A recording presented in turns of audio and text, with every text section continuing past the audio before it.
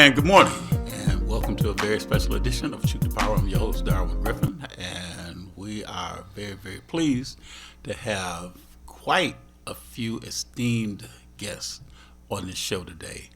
And, before we get started, I just want to say to everybody, hopefully you had a great Mother's Day. We had a beautiful Mother's Day ceremony that we did, for a lot of the people that were residents in Highland Park. We had a nice little tribute that Watkins Broadcasting put out for a lot of the mothers here that, brought in their sons and daughters into the world. And we are very, very pleased that a lot of people got a lot of good feedback about that. My mother, Lexus Ramsey's mother, and other co-hosts as well as hosts here at WHPR, as well as some of the, the people that make these telecasts possible. So R.J. Watkins, his grandmother and mother and other, family members were featured also in that video. But we are very, very pleased that everyone had a beautiful Mother's Day celebration, whether or not if you celebrated it with family and friends. But we pray that you had an opportunity to enjoy the day. And now we look forward to next month to celebrate the fathers. So, the weather's getting ready to, to break. It's getting ready to get nice. So a lot of people will be going outside. Just want to, my second hour of the show, we're going to talk about Parker Pride. And Parker Pride consists of a parade that's going to be here in the Highland Park area. And they've got to change in terms of, say, the route that the park, that's going to be connected from one place to another place. And we just want you to make certain that you tune in so that you can see the new route that the parade is going to take. And then there's also going to be a food giveaway, as well. And then also about that parade, Coco. A lot of you know Coco, the comedian. And she was a person that went to school here in Highland Park. And she is going to be the grand marshal of the parade. So I know everybody's looking forward to, getting a chance to see her and a chance to kind of listen to a little bit of her humor and a little bit of her wit. So everybody's looking forward to this. But today we're going to talk a little bit about the things that are going on here in the city of Detroit, as well as in the state, as well as here in the nation. A lot of people are really concerned. We got an upcoming primary, August the 4th, and they're concerned about whether or not if we're going to get a lot of people to go to the polls and vote. This is what's called a midterm election. And when I say the word midterm means usually people think about the presidential election every 4 years. But this is a midterm election, which means that it transpires every 2 years between the presidential election. So midways during the presidential election, there is a midterm election. So a lot of people that are looking for your support are candidates that are running for governor, for Senate, for the congressional districts that we represent here in the state of Michigan. There's 13 congressional districts here in the state of Michigan. And we lost the district due to when they did the redistricting, and we had a 14th district, and we lost that district. That was the district that Brenda Lawrence was the congresswoman in. And now we have 13. But the other races that are going to also ask for your support is the Secretary of State, which is currently held by Jocelyn Benson, who's running for governor, and then also for the position of Attorney General, which is currently held by Dana Nessel. So there's a lot of people that are looking for your support. There's a lot of people that are running for state rep, state senate, and also for school board. And I may have missed another race that somebody is running in. There may be some judicial races as well. I believe probate court is another race that they're looking for some new justices in. But the main thing is make certain that you go and you look at your ballot, read your ballot over thoroughly, flip the ballot over to make sure that there's no one that you may have missed when you cast your ballot for the people that are seeking your support. The other thing is that there's also going to be absentee ballots that will be issued out to people, and the criteria is a lot different now for people that were requesting an absentee ballot. And then there's also early voting. Early voting is going to be about 9 days, depending on what city that you're in. There may be 9 days before the election. So you also want to kind of find out with your clerk in your respective community or with your board of elections to find out what the early voting dates are going to be. We know that there's voting that consists of 9 days prior to the election, with the Monday, the day before, the 3rd of August.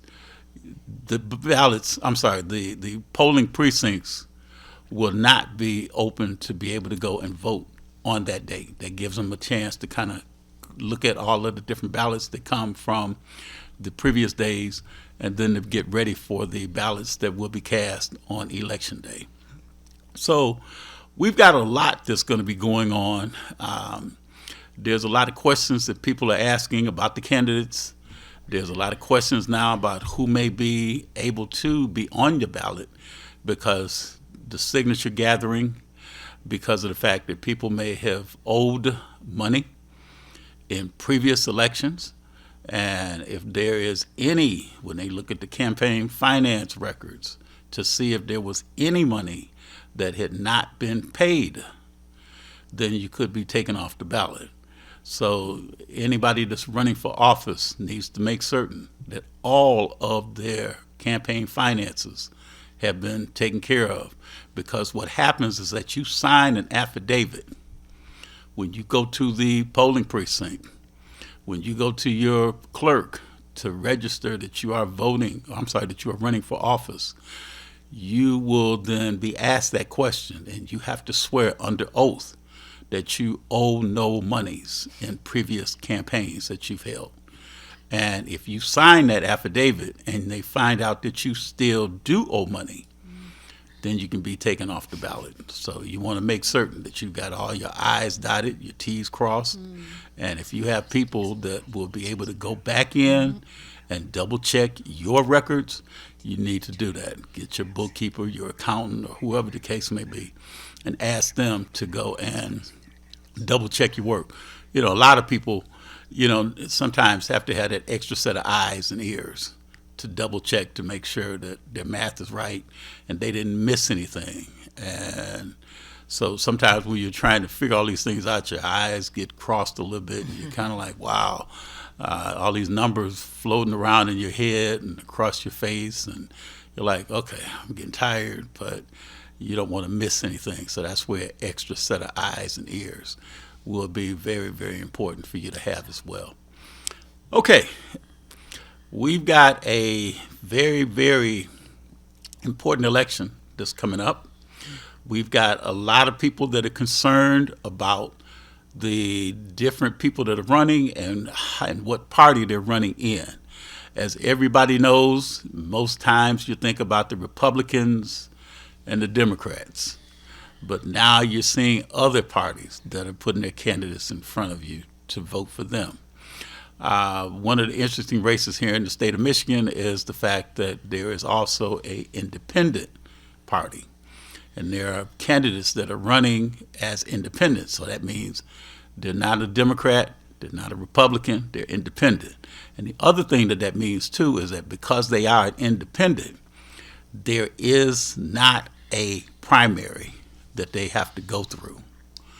Many of you know, in terms of say that we just had the Republican convention, and we also had, back in March, we had the Democratic convention in April.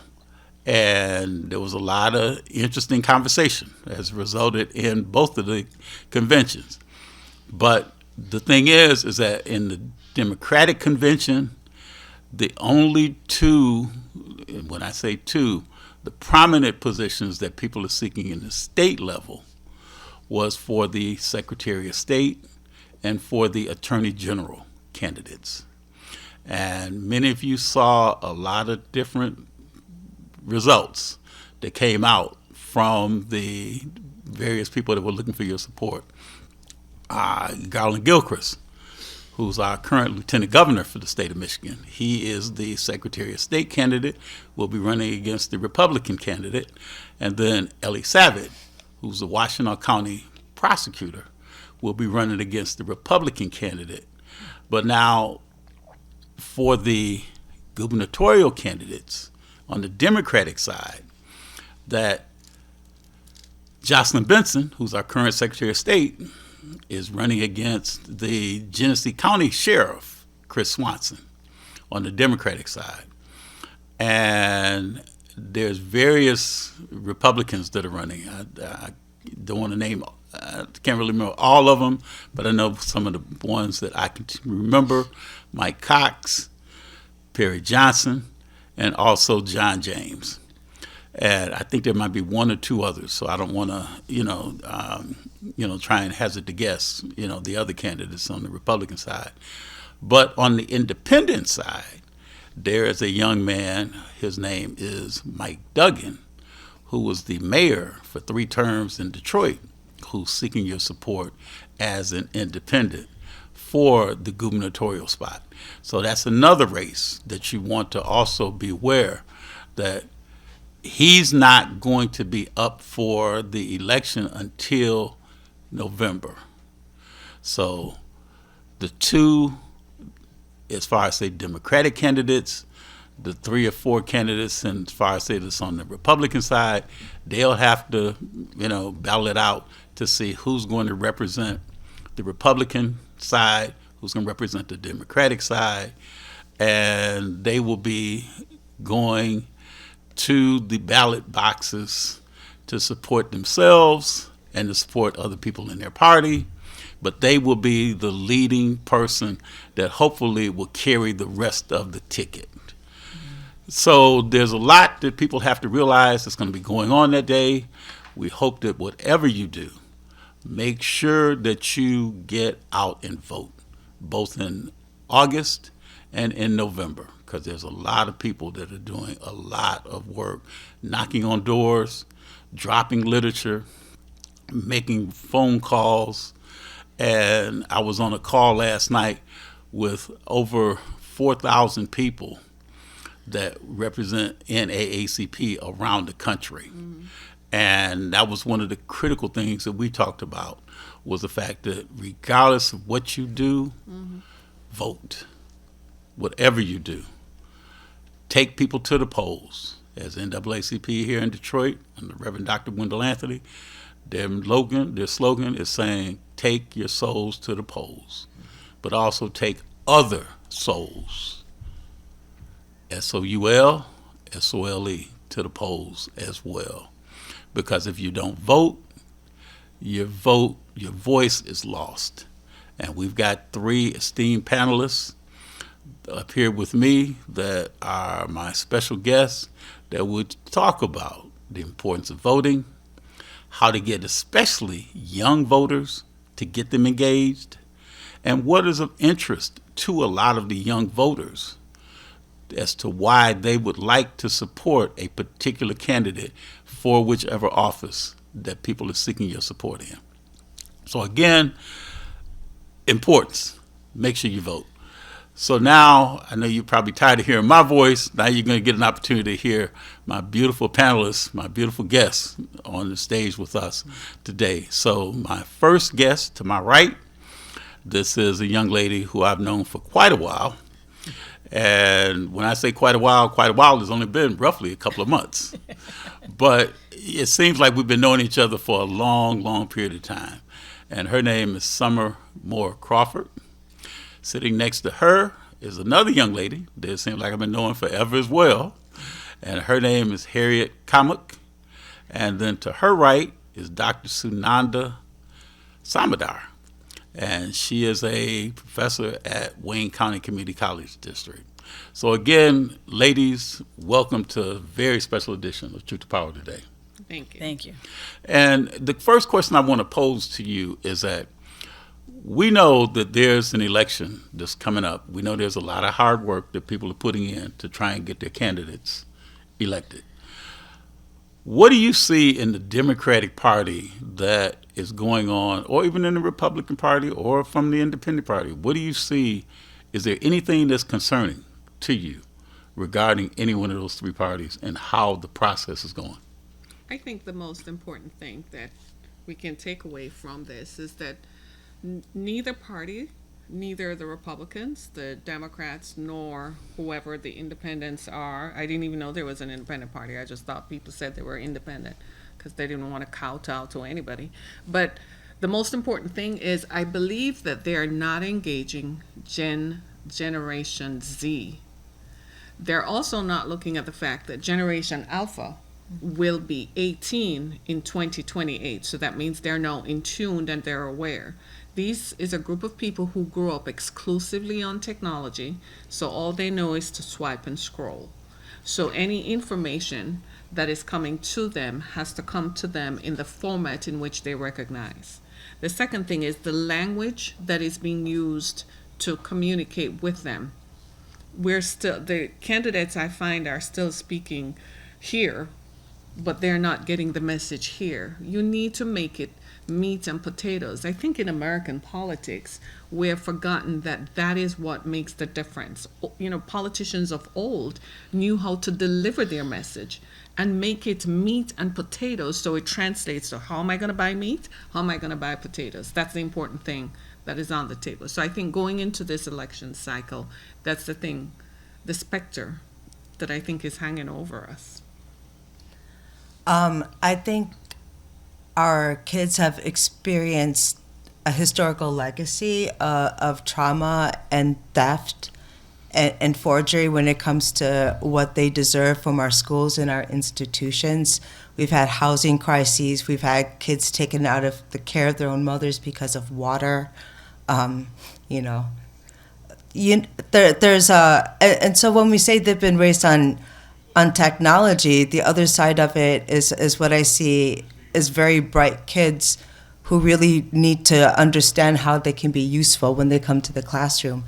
And for a lot of them, their platform, I think, would be family. When you have changing institutions, when you've lost intergenerational wealth, when every single decision is being made in family court, there's not much hope left. If you catch a baby at 16, that should be a joy of wealth. How has a form of wealth become a form of personal debt for women? We really have to question that, and how boys are kind of not allowed to become men and to become fathers because kids are not getting married, right? So if a woman becomes pregnant, she can go to school, but the dad's pregnant too. Is he able to go to school? Mm-hmm. And so I think our young black women are kind of put into like this triangle trade between always going to school because Black women are the most educated population in the United States, and they're also the most indebted population in the United States. Mm-hmm. And so, like, how do you put childcare into all of that as well? But children want this idea of family as a platform, but a lot of platforms have been polarized over the years. I mean, family is understood to be a conservative platform, but I find it as a biological platform, especially when rituals such as institutions of graduation, how to write a letter, how to answer the family phone, when all those kind of social calls are gone, how do they interact? Because they want to be useful, they want to be engaged, but then there's a whole new reality coming at us that we don't know about. Like, what the hell is the stable coin?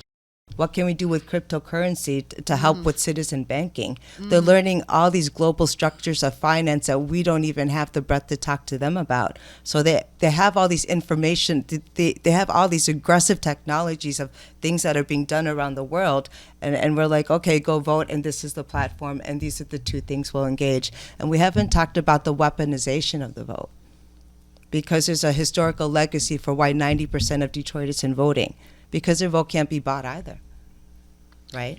There's a weaponization of the vote. And if you look at it in urban centers, the weaponization of the vote has been through referenda, where people constantly are trying to raise money to improve their communities, and then where does the money go? If you remember with the casinos, there were 4 or 5 referenda, right? And in the last referenda, you voted no if you wanted the casino, and yes if you didn't. And that would be the 5th day you take off of work to do this. Well, see, sometimes what happens too in cases like that with the different referenda, when it came down to the casinos, was that people were really trying to understand the language that was on the ballot, because in some that's what you're cases saying. they would ask you a question and would say, if you wanted the casinos, vote no. And that's what people she's were saying. really confused about that, Yeah. you know, and it's like the double Yeah. talk. But that's exactly what Dr. Sananda is saying, isn't it, Summer? Yes, and so right there, when you look at the youth and the young voters, casinos, they're like, what does that have to do with me? You know why? You know, it's like, what is it? What's going to be on the ballot for our Gen Zs, our millennials, and our alphas to come? What do they have to look forward to? I know that right now, I had the pleasure of going this past week or this week to assist with voter registration for young people with an amazing group. I'm a member of Detroit Downriver APRI, A. Philip Randolph Institute, and though we were successful in receiving over 30 new young voters to sign up, I had the opportunity to do a small mock election, and there were 5 areas that were very concerning to them. One was homelessness. The second one was inflation, food and gas. The third one was early graduation. They wanted to leave early. The fourth one was mental health. And there was a 5th one. It'll come to me. But what was interesting in that, there was a young lady. Graduation requirements. There was a young lady who came to me on the inflation. She had. I'm going to ask you to hold that story. Okay. We got to take a quick break. Great. So remember, put a pin in that story. it's we important. definitely want to hear that Yes. story, how important it is. So we're going to take a quick break. We'll be right back. So stay tuned. You're not going to want to miss, especially Summer's story.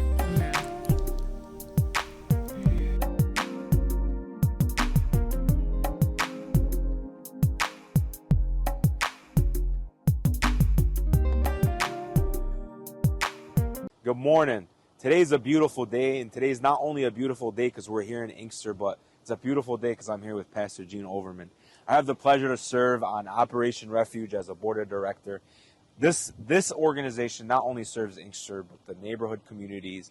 I mean, the work we do here is beyond. It's led by Pastor Gene Overman. I've known Pastor Gene Overman for over 10 years. Everybody claims that that's her son, this is that. I mean, we go way back. She's mentored me. She's helped me throughout my career. I love you, Pastor. Can you tell us a little bit about what's going on today? Well, we're so excited, and thank you, Safe, for bringing a team in to really help us get the word out.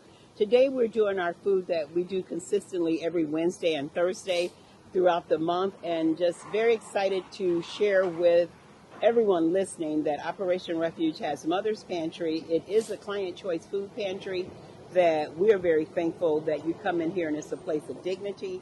You shop just like you're at Trader Joe's, hopefully, or one of the better grocery stores. So we're on the main strip because we want our families to leave those houses if you have a need and come over. And that's whether you're here, Dearborn Heights, Garden City, all of our surrounding communities in Southeast Michigan, Wayne County, actually. We really serve great food, and we have lots of programs. But today we're here talking about Mother's Pantry, and you get the chance to see some of the interactivity at Mother's Pantry with our families. And sometimes there's a great need, and sometimes you find yourself the working underemployed.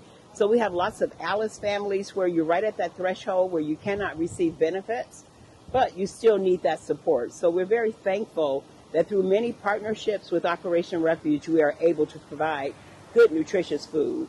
What I love about our pantry is the fact that you can come in, park your car, and shop like you're walking into a grocery store. Yes. Nobody can tell you you can't take this or you can't take that. That's a sense of pride. where you're not hurting anybody's feelings, and then I can walk in, get what I want, and leave. I mean, that's an And you amazing. leave with your dignity. And Exactly. oftentimes when we have food insecurity, you feel some sort of way to start with, right? Absolutely. So when you come in, we want to have the best choices. Yeah. And thankfully, we really do have excellent choices. We have halal, we have kosher, and we have partners that ensure that we keep what all of our families need. Yeah. So we're just very thankful. It's your leadership and your vision. That's why, right? And the board of directors, Yeah, right? absolutely. I can't get it done without Absolutely. you all. And as you see from the young man, you leave with fresh pineapple. I love fresh it. Food, I love it. Right? And whether you're walking I or love you're it. able to drive up, our door is open for you. And then the line, I can see Yeah. the line. Yeah, I mean, when and I pulled actually up, was all the straight, yes. yeah, it was all the way down to the STEM building. So Yeah, it's so- amazing. It's a sunny day. Come to Inkster, folks. Thank you, Yeah. Pastor. I Thank love you. I'm Wayne County Treasurer Eric Sabri. If you're behind on your property taxes, we have programs to help. You don't have to lose your house, and you don't have to pay all at once. This summer, our mobile unit will be visiting Wayne County communities to help make it easier to start a payment plan and keep your property. Go online or call to find the plan that's right for you and where you can get help from our mobile unit. The last thing I want is for anyone to lose their property to foreclosure. Make your payments every month and keep your property. Justice for Mario Willis. Truth. Facts. Evidence. Mattered. Log into justiceformariowillis.com. Read for yourself.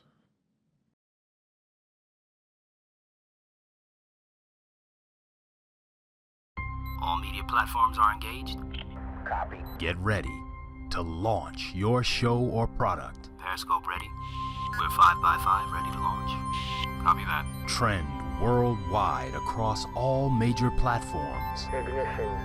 3, 2, 1. The world is waiting. Watkins Broadcasting. More than just TV.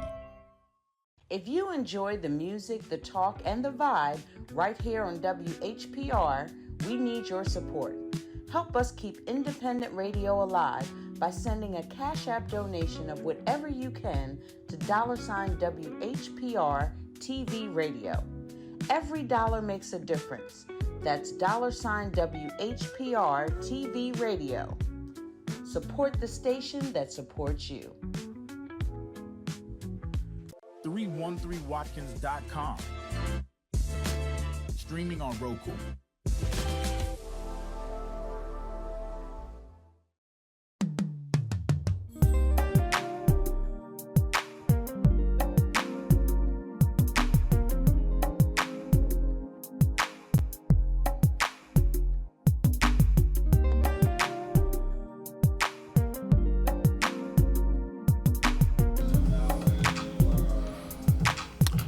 And welcome again. You are watching a special edition of Truth to Power. I'm your host, Darwin Griffin. And I know for those of you that were waiting anxiously to hear Summer's story, we're going to let Summer, without further ado, tell the rest of her story. Summer. Yes. So actually, we were at River Rouge High School where we had the opportunity to do a small mock election with the youth. And it was an opportunity for them to finally feel free to have their voice heard and to share and express some concerns. So again, there was mental health, early graduation requirements, inflation, homelessness. They're very concerned, and lack of jobs. That's what it was. So let's start with homelessness. Right now, there's not a clear pathway for them, or even on the ballot, for them to have some type of home stability. We know up north there's a lot of tent cities, and a lot of children would love to leave home, but right now there's not a clear path of how that's going to even be possible, which equals to lack of jobs. Right now, for jobs and employment, the unemployment rate is high.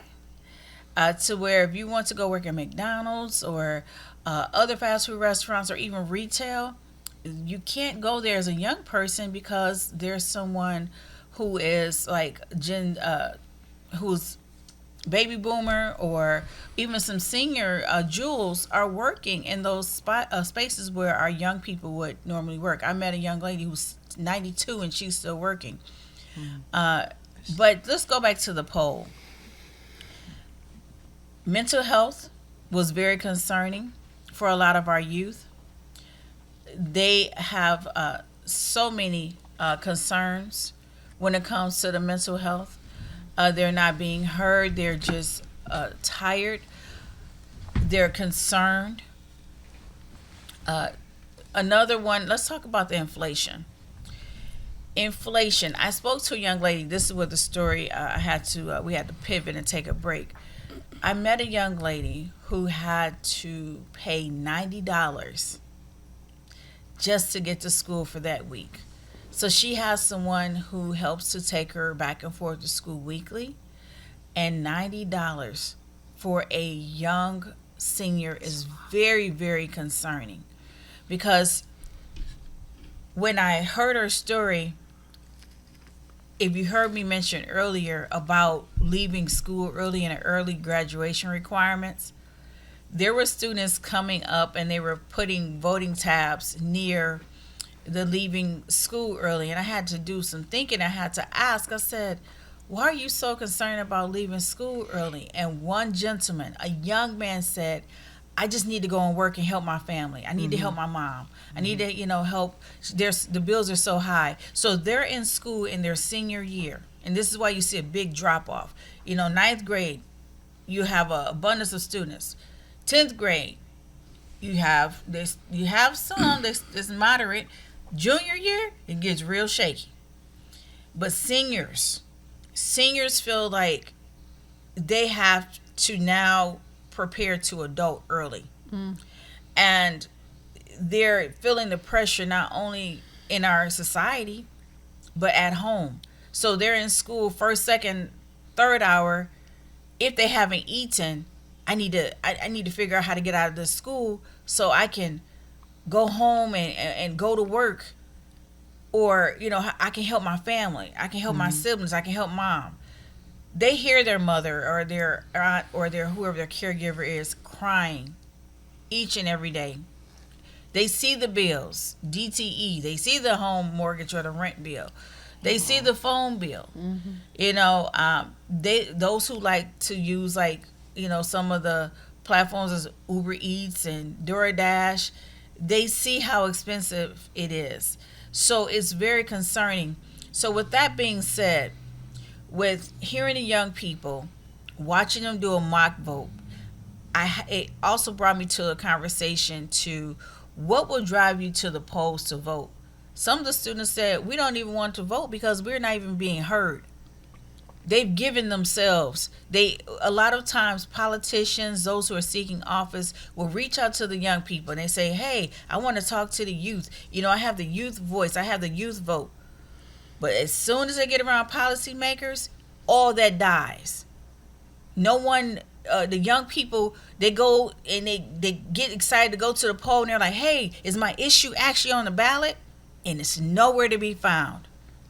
But we are expecting them to vote on information and laws that are on the ballot that doesn't even pertain to them. So we want to drive them to the polls, but when we drive them to the polls, there's nothing there for them. So how can we continue? We have to find a solution to increase not only our voter education, accessibility is a concern, but awareness and the knowledge of what is being voted on. Because so far, it seems like only the policy makers, based upon what's already on the table, are making the decisions. But again, they're not listening to their communities. And see, that's the thing, because we look at a lot of people can pontificate about what the issues are. Correct. They can talk about homelessness. They can talk about those other issues, Summer, that we saw on that chart. Yes. They can talk about the fact that kids are coming to school hungry.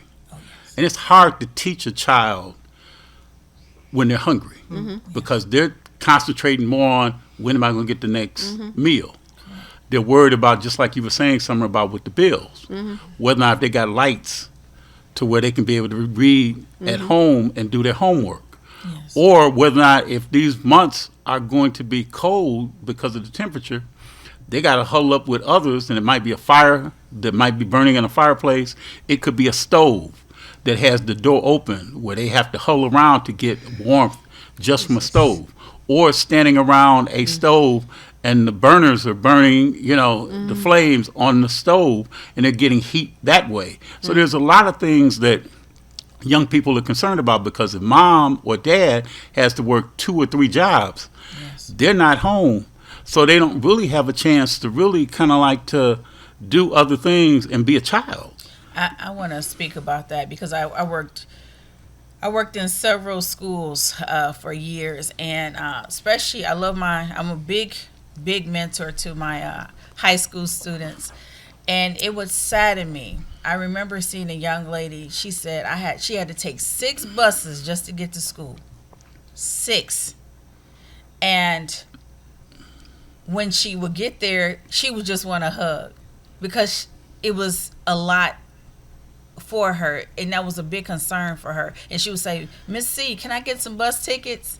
I just want to make sure I get to school, I get to work." I want to give a shout out with that along those lines with the city of Detroit, what they just did.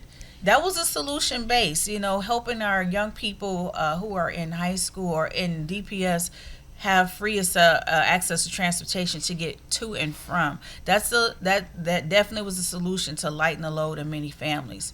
But let's go back to what's really the key issue here we're talking about is how are we going to get our young people to the polls, our millennials, Gen Zs, prepare for our alphas who are to come to the polls with real life issues that concern them. They don't even care about who's going to be running for state senate or state representative. They really don't even know who you are.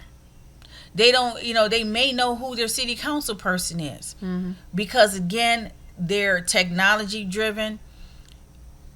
They hear so much what's going on around the world, but what's going on in their communities, they're not hearing enough of because they feel like their voices are not being heard. So we got to come up with solutions to help to bring our young people back out and stop using them. I'm going to say it again. Stop using them as photo ops just to get some information from them, only for their voices not to be heard in the ballot box later. Well, see, the one thing I want to hear now, ladies, because this is a topic that we can probably talk for hours on end and discuss. What I want to hear now are what do you think are some of the other solutions?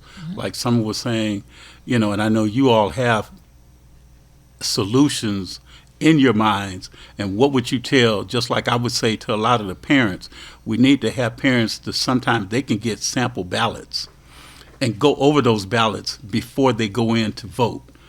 You can request those at your clerk's office to get a sample ballot, to understand the language that's on the ballot, to understand the candidates that's on the ballot, to be able to go and read and be able to say, okay, well, it's only select 3 out of the 6 people that's vying for your support. To understand if it says vote no and you're thinking you should vote yes. To understand the differences between civics that people do not have, and to educate people about the fact that there's a commissioner that's seeking your support versus a city council person that's seeking your support. But I think this is where, like you said, let's jump forward to the solutions and we can talk about the issues later on. But I think this is where it's going to get real thick. What we probably are going to have to do is we're going to have to start changing our messaging and say, let us vote for the candidate who will do the least harm. So let us look at who will most likely effect the change, the meaningful change that we want to see. So families, despite the fact that we don't have lights on, despite the fact that food is an insecurity issue. Transportation to and from school are real-time issues. Those are poverty issues that can be solved by public policy. Families are still going to have these conversations with their voting members. So if you have a child who is 18 who can vote, or someone who is 16 or 17 who are approaching the age of voting, we need to sit down and say, this is what we need to do to vote, but you must vote. And parents, if some of you can't vote for whatever reason, please, I am begging you, you have a phone in your hand, go to the Michigan Secretary of State. You can register to vote. In Michigan, you can still register to vote on the day of elections. Let us vote in candidates who are going to do the least harm to all of us, and candidates who, after the elections are over, we can go to them and say, these are our concerns and we need these concerns to be done. Policy, it can change. Public policy can change, and poverty is still a choice. But see, what it boils down to here is that people have to hold their elected officials accountable. But we do hold them accountable. No, we don't. Yes, we do not. They because don't the thing answer our is calls. that what needs to be done is that they need to be held accountable, because we need to attend the town hall meetings that they have. They don't They have need town to halls. attend, but they do. They also need to attend the coffee hours when they go to the McDonald's and place like that. And that's the thing that people don't understand. There are coffee hours. Now, There are town this hall meetings that democracy, they have. this yeah. constitutional democracy is predicated on the idea that we are a self-governing population, right? That the government is an extension of a republic, a distracted kind of a representation, but nonetheless, that we have from federal all the way to local level, different layers of government to ensure our autonomy, our community, inner self-rule. And so when we talk about youth, this is like a completely false category to me in a sense, because I've worked in this category of youth from the 90s, right? I'm one of the people who enlarged it. Families who vote have children who vote. So the youth who are voting is because their families vote. They're not separate from that factor, that voting is an intergenerational practice, right? On the other hand, there's a lot of interstitial problems with having a two-party system that we defend the older we get, that young people just don't understand. We could talk about independent candidates, but independent candidates really come out of urban areas. You know what I mean? Which is another kind of visceral net, because most urban areas are one-party systems. And so what I keep wanting to ask is where are our brilliant young black men? Because I see them everywhere, but I don't see them on platforms. But I see them everywhere doing amazing work. I mean, it's like these are like secret Black Panthers. They stop talking about it, but their hearts are gold. There's so much that they do. A lot of kids can't go off and get those scholarships, go off to LB and go off to those wonderful grassy lands because they're taking care of grandma, right? Because so many kids are caregivers, and when you're a caregiver, that also shortens your lifespan. But where is it for these men to become men and to grow? Because at least in Asia, I'll say, with unemployment and debt comes suicide. And we don't talk about unemployment and debt as the leading causes of self-destruction. Talk about it. So talk about it. I want to, and I hear the passion.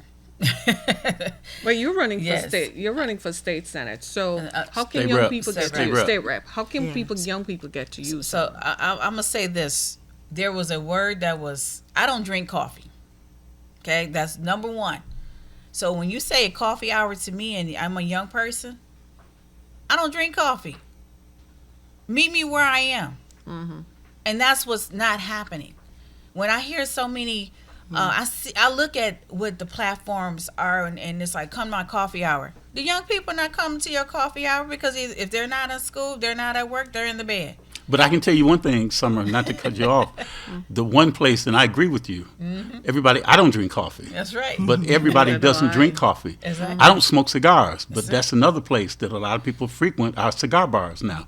The one thing that most men and women do, get their hair cut. Yes, you Get have their to- nails done. You have Get their to hair go done. Old school. You do. Back. We are when you hear what's happening down south. I always think about they say Jim Crow 2.0. There was a movie, no sponsorship, no pun intended, but Barbershop. And there was a scene where there was a politician who went into the barbershop, and he was sitting there and he was talking to the community, some of the people in the community, because that's where a lot of conversations are had. So it's like barbershops, beauty shops, you know, we got to go back to going outside. We do have our senior jewels. You know, we want to meet them where they are. We have to now come to a point where we have to be creative. You know, what do we do before there were cell phones? What do we do when, you know, before there were all of the GPS maps, accessibility that we have now? We had to look at when the street lights came on. You know, how do we tell time? We have to go back to our roots. But I think I hear what you're saying, and a lot of what I see today too is that politicians are not running what I call grassroots campaign. And I'm a Barack grassroots Obama was elected totally in his first term grassroots campaigning. That's right. Old-fashioned knock on doors, having conversations with people. The politicians today are too slick. I think a lot of them have this idea in their mind that there is a voter behind the screen, and if they speak, the voter can just get up magically and vote, but they don't know how to speak to the voter. If you took AI PAC money, why can't you just come forward and say, look, it was a moment in time, my campaign was falling apart and I needed some money and these people gave me some money, but I don't agree with everything that they say. Why can't you come forward and say that? Why can't you come forward and say, as a result of the stumbling blocks in Congress, I can't get this public policy initiative that would seriously answer homelessness? Why can't you come forward and say, if I can get, you see what I'm saying? Yes. The politicians are responsible for their messaging, but they're not doing that. They're listening to consultants, the consultants class, who have been doing this. Some of them are legacy consultants who are telling them these are the talking points, and they're not listening to the people. We, the people then, since they're not listening to us, are going to have to vote for the people who will do the least harm. And then we're going to have to start really dragging them literally. But that's what God is here, voting for the least harm, right? We want to vote for a vision of how we want to live before we can ever have it. And our discourse has so gone down the tubes because, I mean, for our children, we let this happen in front of them. This is the second time Trump got elected. I mean, explain that one to me. So I was at this Vedantic society, a Hindu society retreat, and, you know, I'm a little spunky, whatever.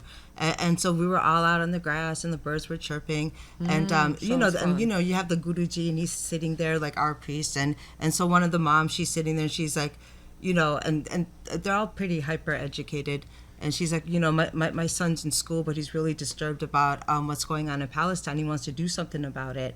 How do you feel about that, Guruji? And he's like, well, you know, this is his time to study. When he is bountiful, he'll do something.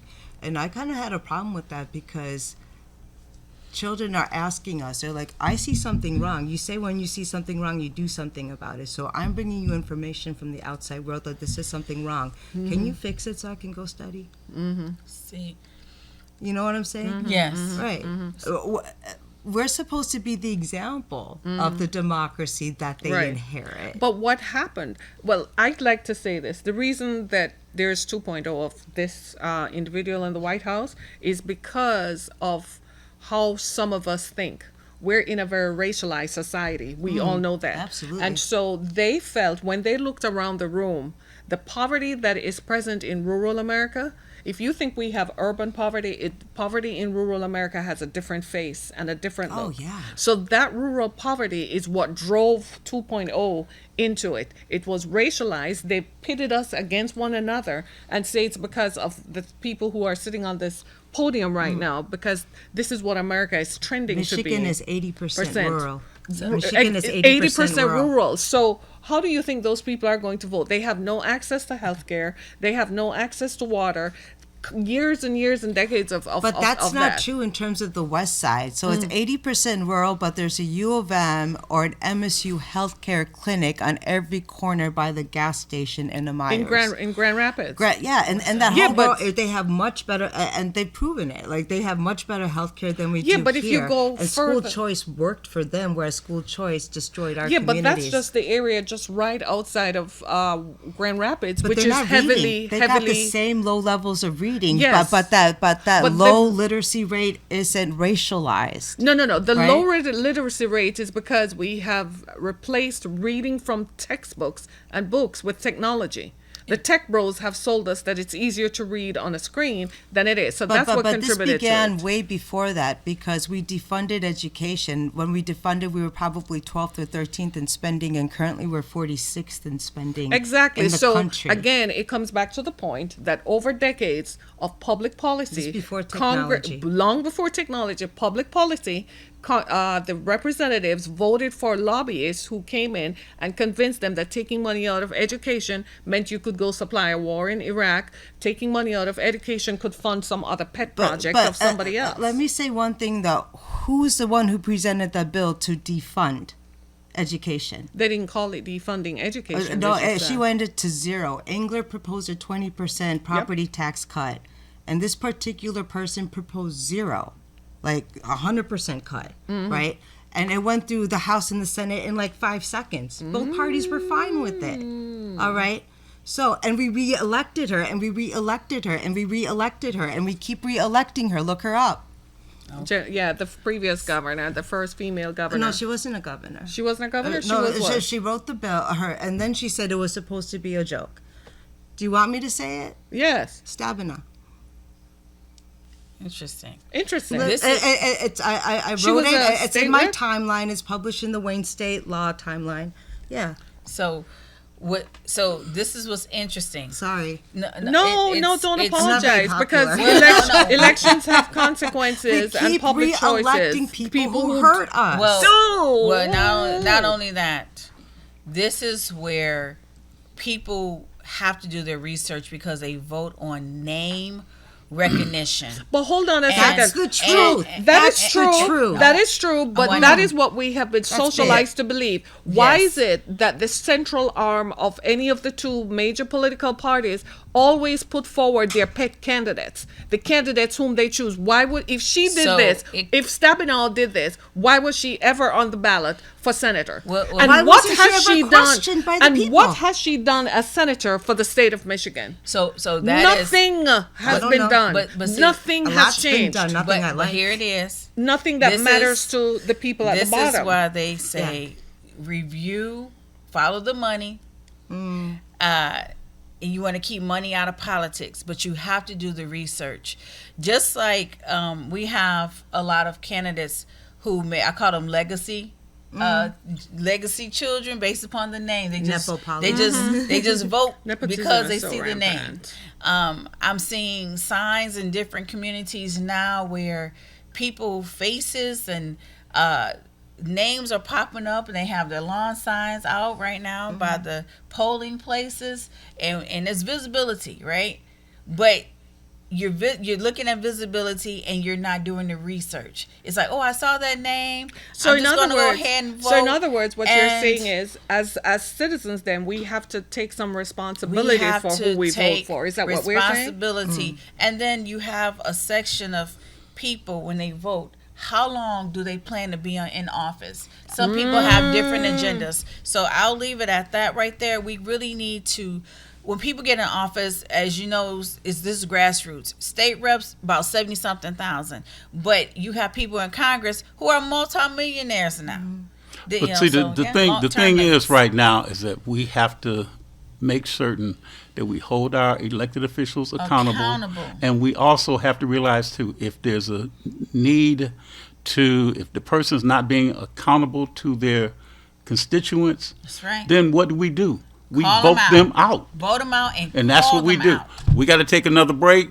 So stay tuned. We'll be right back with a special edition of Truth to Power. I'm your host, Darwin Griffin. Stay tuned. Term limits, thanks.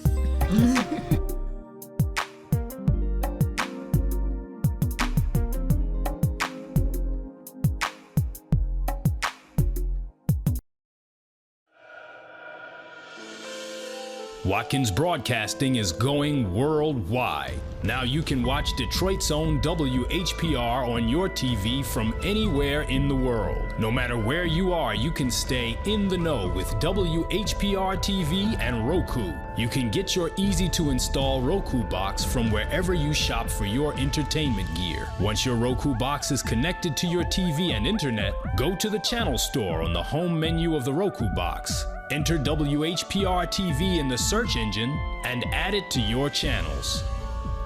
That's it. That's all you need to get the best in entertainment, news, and talk, no matter where you are. Roku brings all of your favorites to your TV. Netflix, Hulu Plus, Crackle, HBO Go, and now WHPR TV, Detroit Live. Good morning. Today's a beautiful day, and today's not only a beautiful day because we're here in Inkster, but it's a beautiful day because I'm here with Pastor Gene Overman. I have the pleasure to serve on Operation Refuge as a board of director. This organization not only serves Inkster, but the neighborhood communities. I mean, the work we do here is beyond. It's led by Pastor Gene Overman. I've known Pastor Gene Overman for over 10 years. Everybody claims that that's her son, this is that. I mean, we go way back. She's mentored me. She's helped me throughout my career. I love you, Pastor. Can you tell us a little bit about what's going on today? Well, we're so excited, and thank you, Safe, for bringing a team in to really help us get the word out. Today we're doing our food that we do consistently every Wednesday and Thursday throughout the month, and just very excited to share with everyone listening that Operation Refuge has Mother's Pantry. It is a client choice food pantry that we are very thankful that you come in here and it's a place of dignity. You shop just like you're at Trader Joe's, hopefully, or one of the better grocery stores. So we're on the main strip because we want our families to leave those houses if you have a need and come over. And that's whether you're here, Dearborn Heights, Garden City, all of our surrounding communities in southeast Michigan, Wayne County, actually. We really serve great food, and we have lots of programs. But today we're here talking about Mother's Pantry, and you get the chance to see some of the interactivity at Mother's Pantry with our families. And sometimes there's a great need, and sometimes you find yourself the working underemployed. So we have lots of Alice families where you're right at that threshold where you cannot receive benefits, but you still need that support. So we're very thankful that through many partnerships with Operation Refuge, we are able to provide good, nutritious food. What I love about our pantry is the fact that you can come in, park your car, and shop like you're walking into a grocery store. Nobody can tell you you can't take this or you can't take that, and that's a sense of pride where you're not hurting anybody's feelings, and then I can walk in, get what I want, and leave. I mean, that's an amazing. And you leave with your dignity, and oftentimes when we have food insecurity, you feel some sort of way to start with, right? Absolutely. So when you come in, we want to have the best choices. Yeah. And thankfully, we really do have excellent choices. We have halal, we have kosher, and we have partners that ensure that we keep what all of our families need. Yeah. So we're just very thankful. It's your leadership and your vision. That's why, right? And the board of directors, right? Absolutely. I can't get it done without you all. And as you see from the young man, you leave with fresh pineapple. I love it. Food, I love it. Right? And whether you're walking or you're able to drive up, our door is open for you. And then the line, I can see the line. Yeah, I mean, when I actually pulled up, was all the it was all the way down to the STEM building. So it's amazing. It's a sunny day. Come to Inkster, folks. Thank you, Pastor. I love you. Thank you. If you enjoy the music, the talk, and the vibe right here on WHPR, we need your support. Help us keep independent radio alive by sending a Cash App donation of whatever you can to $WHPR TV Radio. Every dollar makes a difference. That's $WHPR TV Radio. Support the station that supports you. 313watkins.com. Streaming on Roku. WGPR Detroit HD3. You're watching WHPS, Highland Park, Detroit.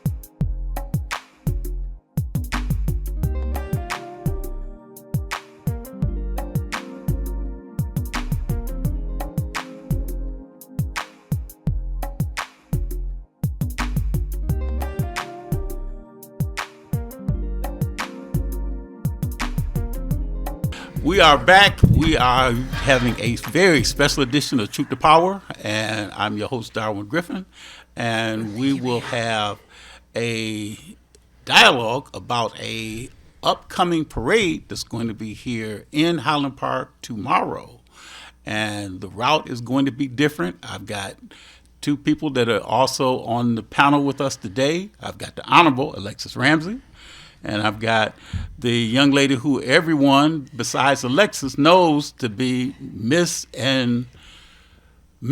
Highland Park, Michigan, and that is Kimberly McDade. And as a lot of you know, Kimberly McDade has a radio show here at WHPR TV, and her show airs on Sundays, but I'll let her give more information about that. And we are also joined again by Miss Summer Moore Crawford. So again, ladies, thank you for a special edition of Truth to Power. And we want to give you an opportunity to let our viewers know about the parade that's going to go on tomorrow, and to talk about the time, talk about where it's going to be. Now it's a different route that the parade is going to be held and is going to commence on. And then the other thing, too, is that there's also a food drive that's also going to be conducted tomorrow morning as well.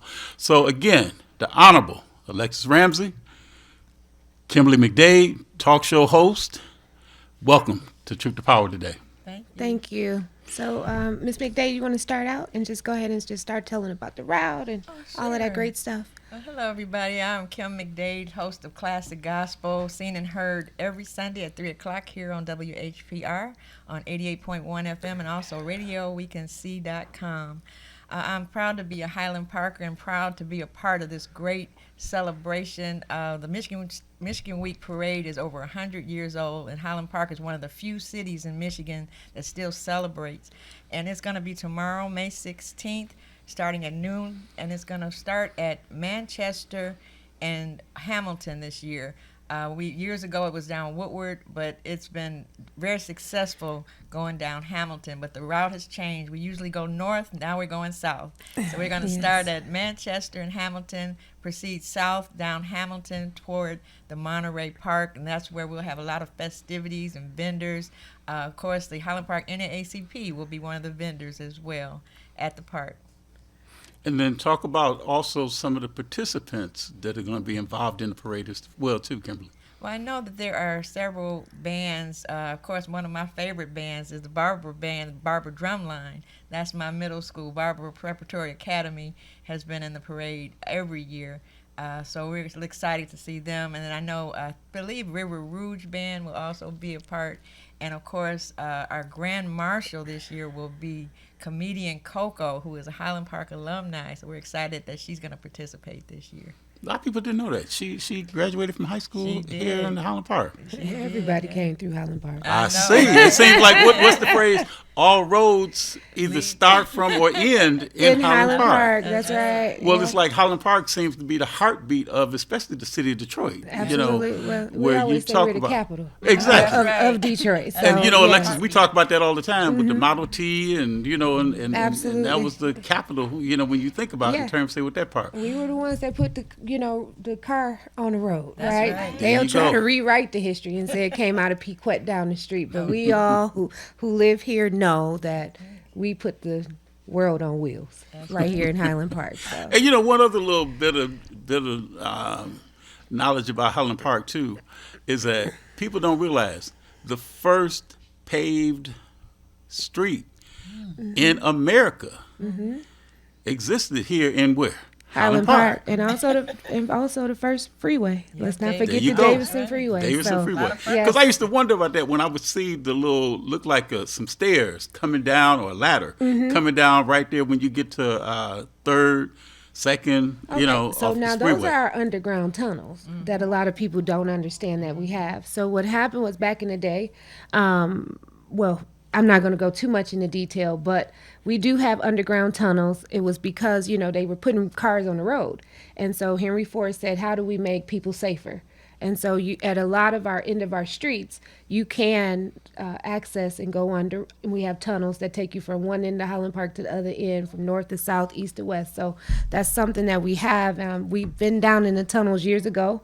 But let me tell you, honestly, if we had someone that came in, who really wanted to take on that project, the tunnels are sound, because what happens is water, the water had to be diverted from the town over to our water plant.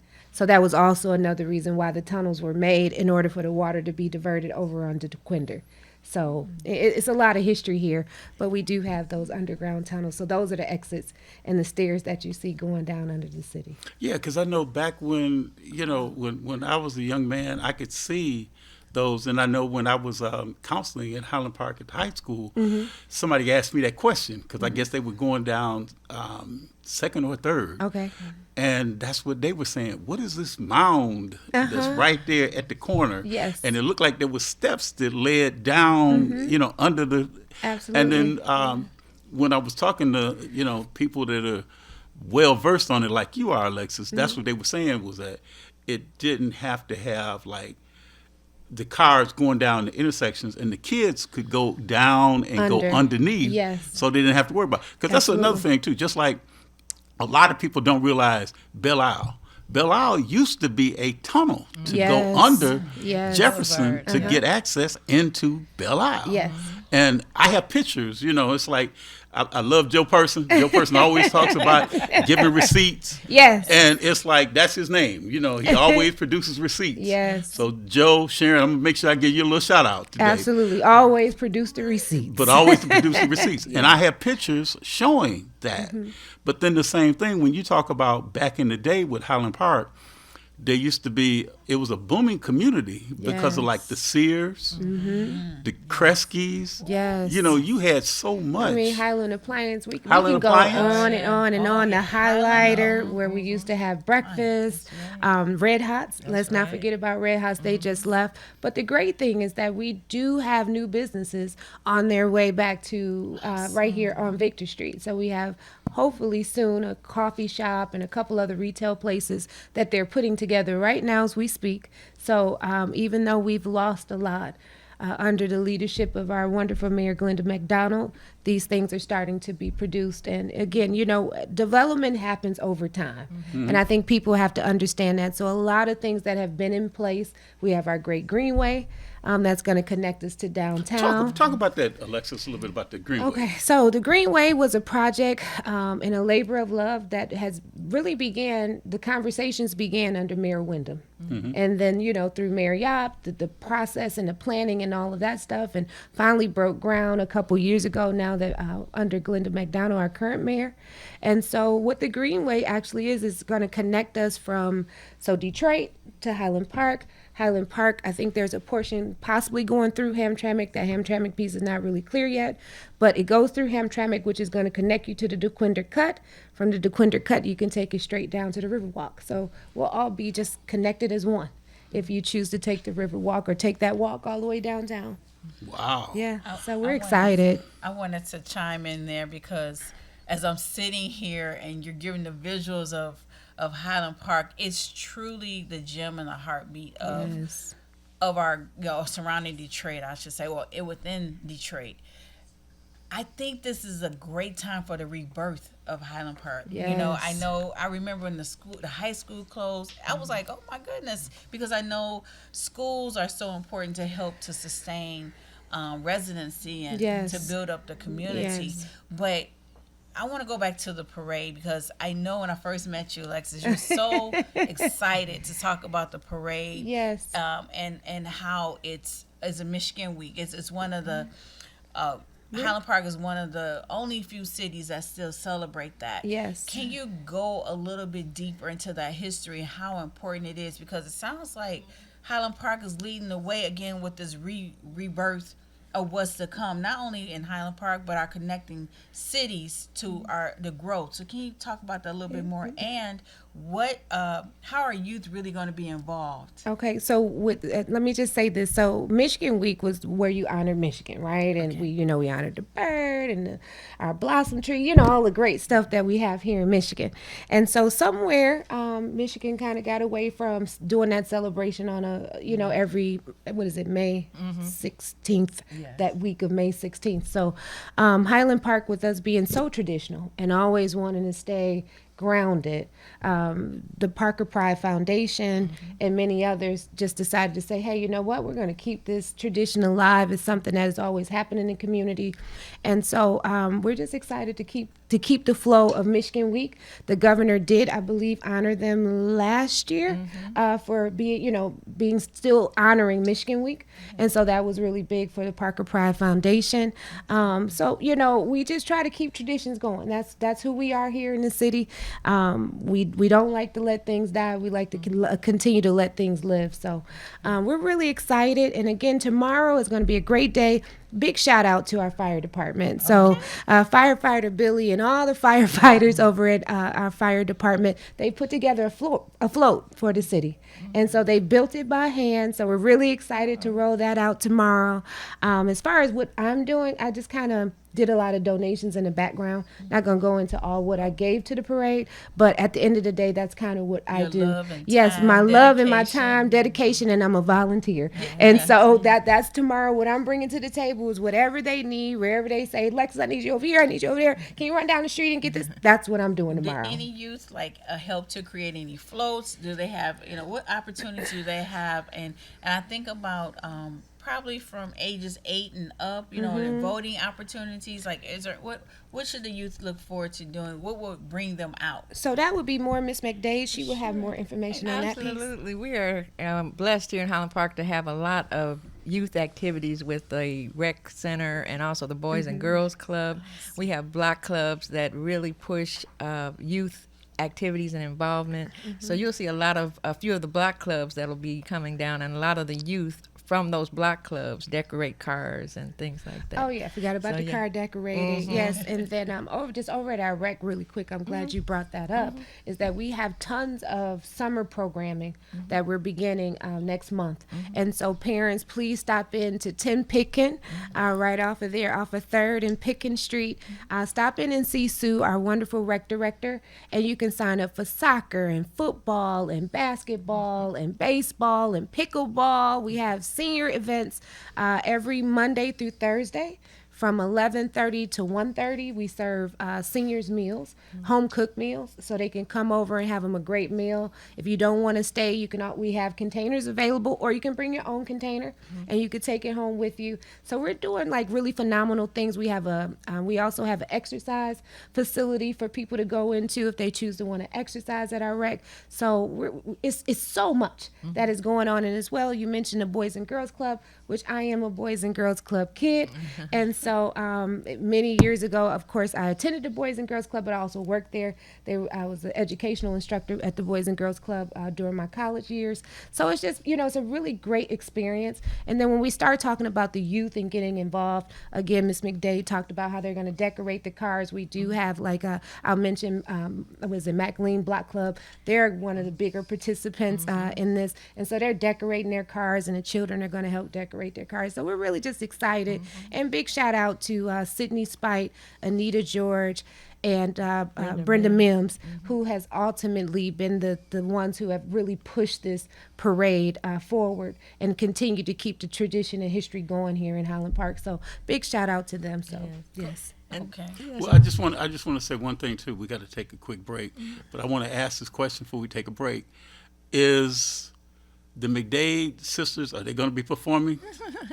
We're not performing in the parade, but we are asked to perform during the Christmas in the Park. And that's what the beautiful thing about Parker Pride is, that they do the parade, and then they also do something around Christmas time, Christmas in the Park, and same kind of thing. It keeps an uplifting spirit, a positive spirit throughout the year. So y'all had to give the McDade sisters a shout out. So, I would be remiss if I didn't do that. Yes. So Kimberly, that's what we have to do. But we got to take a quick break, so we'll be right back. So stay tuned.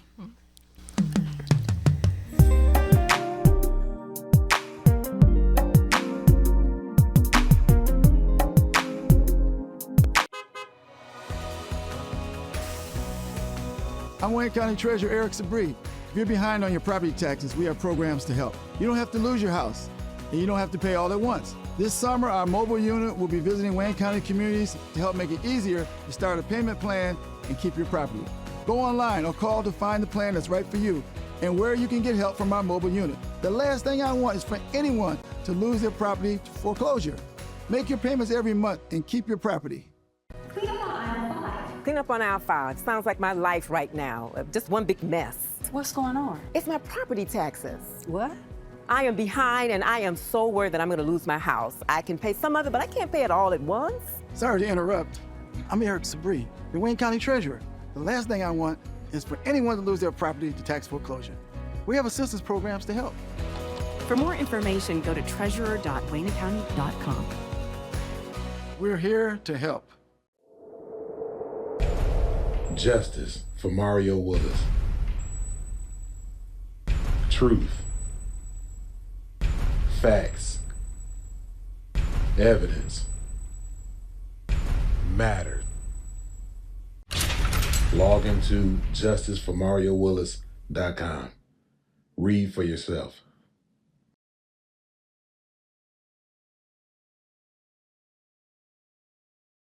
All media platforms are engaged. Copy. Get ready to launch your show or product. Periscope ready. We're 5x5 ready to launch. Copy that. Trend worldwide across all major platforms. Ignition.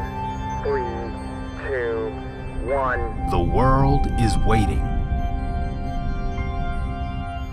Watkins Broadcasting. More than just TV.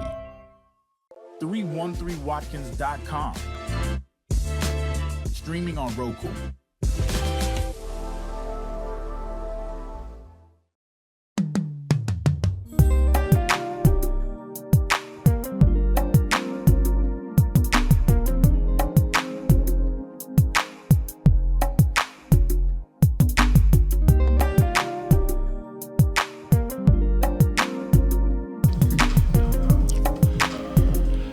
And welcome back. You are watching a special edition of Truth to Power. I'm your host, Darwin Griffin, and we are joined by Kimberly McDade, by Summer Moore Crawford, and by Harriet Kamak. So just wanted to ask a couple other questions. We're hoping that we might be able to get the comedian Coco to get a chance to call in, and be a part of the special edition of Truth to Power. But Kimberly, I just want you to kind of hopefully before Coco calls in, just to kind of give a little bit of the history about the parade. What inspired the parade to get started? Some of the past, maybe like people that, some of the floats, people that were the grand marshals, of the parade in the past. Sure. Michigan Week Parade, or Michigan Week, was celebrated in Highland Park even before I think I was born. It's been 100 years that it's been celebrated, and what was unique about it is a week before the parade was the conclusion of the Michigan Week. And during the week, classes and schools would be celebrating Michigan Week. That's where we learn what the state bird is, which is the robin, and the state flower, the apple blossom, and even the state motto, which is, if you seek a pleasant peninsula, look about you. And I remember those things from let me write these down. Yes, so the robin is the state bird. I knew that. The flower but the motto, I didn't know that. Oh, yes, the motto. Okay. Yep, that is our motto. And we are the Wolverine State. And so all of those we learned during that week, and we would have contests and essay writing, and then the conclusion on that Saturday would be the parade. So that's how it started. It just started in the school systems, and then it was a community event at the end of the week. I want to ask, I know there's probably some Michiganders here, University of Michigan folks on this panel, but has anybody seen a Wolverine? I've never seen a Wolverine. I don't want to ever see I know. I'm wondering if somebody looked in a picture book and was seeing a Wolverine, would they know what a Wolverine looked like? No, that's a good point. Because I know everybody at U of M, maize and blue, they always talk about the Wolverines. I'm a Spartan, but they always talk about the Wolverines. But so the thing is that who then, Kimberly, was some of the former like grand marshals that you may have had? Anyone that probably really stands out in in your memory? Well, I have to say our own CEO, Mr. R.J. Watkins, was Oh, is that Grand right? Marshal. Yes, a few years ago. Yeah. The guy that has absolutely the owner and the president of this station. That's right. He has been the Grand Marshal. So what did we should have had him on the set there I and know, tell right? about what happened when he was a Grand Marshal. Yeah. Maybe he might hear this conversation that we're having, and Yeah. maybe he may come into the studio and talk about his experience and what it was like being the Grand Marshal for the parade. So what all really, Kimberly, did that really entail? I mean, you ride in the car and wave at the people that are on the sidelines? It is, and I think it's just a lot of pride, from the station, and also for the public to see that a radio station is still very active in the city. So it brought a lot of recognition and a lot of pride to WHPR, because Mr. Watkins has worked so tirelessly in this broadcast industry, and it was just great to see him smiling and his family smiling and waving with the public, because we're here on Victor, but sometimes we don't get out to greet the public, and to be out on the parade route with all the citizens of Highland Park. And we had the truck going, and the staff was running alongside the truck and greeting and everything, and it was so special. We felt so proud, like the clowns in the Thanksgiving parade, but we weren't made up or anything. We just had our shirts on, and it was so much fun, just the spirit of being in the parade, and so it was exciting, very exciting. Now I have a question. All right. Is the parade free? The parade is free. It is a free event. And as Alexis said, there's going to be a food giveaway, too, on that morning at 9 a.m. And here comes the former Grand Marshal entering the studio look who now. we got to come in here and talk about being the Grand Marshal. But we're gonna take a quick break. Yes. And then we can let R.J. Watkins come up, and then we can go and we can have him can we take a break real quick?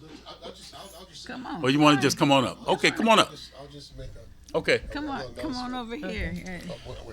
Right here. Right in yes, the middle. right in the middle. But we just want you to just talk about when you were the Grand Marshal, and how did you feel when they asked you to be the Grand Marshal? I think I was the Grand Marshal twice. Twice? Okay. Or something like that. He wrote George in the front Clinton. card. I brought George Clinton with me. George Clinton, the Parliament Funkadelic? Is that right? It was crazy. It was a wild day on Woodward. Is that right? We were on Woodward then. That's right. We were on Woodward then, and George Clinton came by. Uh-huh. He was assisted me. And I think it was Porter and Yap. So Lindsay Porter, Hubert Yap were Different times, yeah. I was involved. So under those two different mayors, yes, that was there. Right. So primarily, then, did you have to kind of practice waving to everybody out there? Because I see how people do the little wave, and when they go down the parade route, and you got a lot of people that and people hollering out your name and everything. It's amazing how many people know you, and of course they was in love with George Clinton, and it was just a great time, man. It was, the kids who were out there, and the adults and senior citizens, and it was a great time, a ball. We had a ball. So is it something that you want to do again, Mr. Watkins? Or what advice do you have for any Grand Marshals? Just enjoy and embrace it. Yeah. Just embrace it. Embrace it. I hear Sign that. autographs. Yeah. Embrace You it. didn't have time to sign autographs, really. Just but shake people's hands, touch people. The people couldn't come too close. Mm-hmm. It was like being a Beatle. Interesting. So you were a rock star as a result of having to do that. And so the question I want to ask you too, RJ, is that after you did it, did that really kind of give the station a whole lot more, recognition in the community? I really didn't. Because of your visibility, and then people. I really didn't realize until Kim said something about it. I'm so busy, and I have to do a rewind. But it's a lot of fun. People don't know. They know we're here, but they don't know we're here. And since we're on Victor now, it's more quieter. They see us on TV and radio, I don't know. We're just so busy doing what we do over here to stay alive and keep things going. It's a pleasure when they call you out to do something like that, and then you can embrace it and you do it, and then you go back to work. Well, they say what's the phrase? 3 times is a charm. So I guess they're probably looking for you to do it again for another time, unless we get Kimberly McDade, who's pretty much like all world when it comes to radio here at WHPR. So we're going to have Kimberly, and maybe we might get her beautiful sisters to also accompany her. Yeah. And do something like that. And let you introduce them, since the reason why everybody is here today and every day is because of R.J. Watkins. And maybe we might try to put it live on TV. There you go. I was thinking too. Not next time. I mean, not next time, but up in the near future. WHPR has been a strong pillar in the community. Perhaps even have some type of float. You know, something, a float or a banner of some sort, because thank you for leading the way, giving so many great platform to share their story, especially those who live here in Highland Park, because the radio station, the podcast, the TV station is located here in Highland Park. So, you know, how can the community continue to support you and support this wonderful opportunity for the TV station? Well, just get in touch with Kim. Maxine Willis, Maxine Willis, our general manager here at the station. We'll figure out something. All right. Well, we appreciate you, RJ. We appreciate you giving the time and all of your, concerted efforts to make certain that Watkins Broadcasting gives real news with real people, right?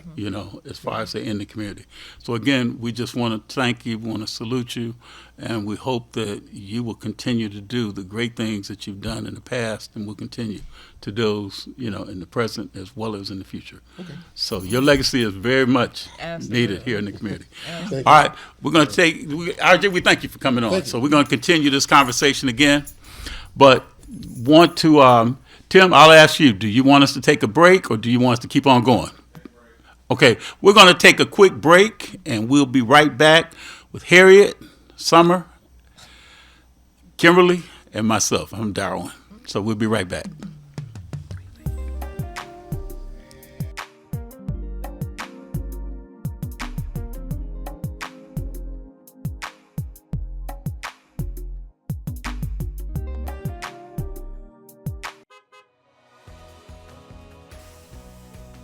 I'm Wayne County Treasurer Eric Sabri. If you're behind on your property taxes, we have programs to help. You don't have to lose your house, and you don't have to pay all at once. This summer, our mobile unit will be visiting Wayne County communities to help make it easier to start a payment plan and keep your property.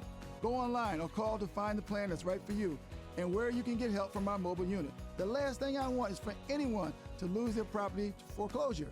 Make your payments every month and keep your property. Clean up on aisle 5. Sounds like my life right now. Just one big mess. What's going on? It's my property taxes. What? I am behind, and I am so worried that I'm going to lose my house. I can pay some of it, but I can't pay it all at once. Sorry to interrupt. I'm Eric Sabri, the Wayne County Treasurer. The last thing I want is for anyone to lose their property to tax foreclosure. We have assistance programs to help. For more information, go to treasurer.waynecounty.com. We're here to help. Justice for Mario Willis. Truth.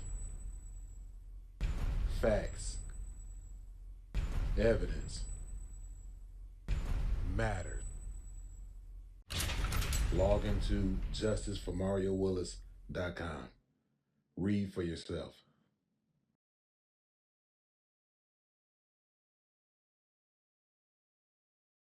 All media platforms are engaged. Copy. Get ready to launch your show or product. Periscope ready. We're 5x5 ready to launch. Copy that. Trend worldwide across all major platforms. Ignition. 3, 2, 1.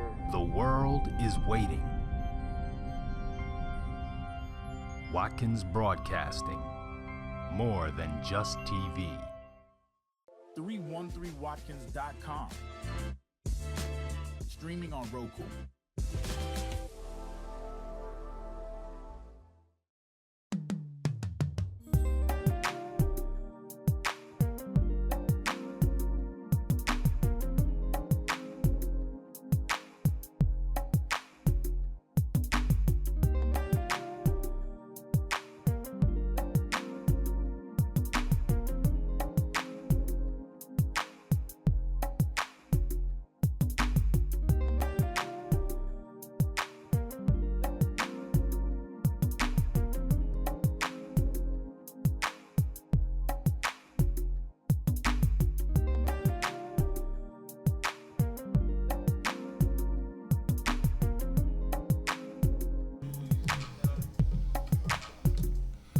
And good morning again. Welcome to a very special edition of Truth to Power. I'm your host, Darwin Griffin, and we are having a plum pleasured conversation talking about the city of Highland Park, its history, how it is so vibrant when it comes down to the state of Michigan, and especially here in the Detroit area, and how it has the heartbeat of what goes on here in Wayne County, especially here in the city of Detroit. So we are joined by Summer Moore Crawford, as well as by Kimberly McDade. And Kimberly, I know we talked a little bit before we took the break about the route that the parade went. And just to remind the residents again, the route that the parade will be going, because it's different from the route when it was on Woodward.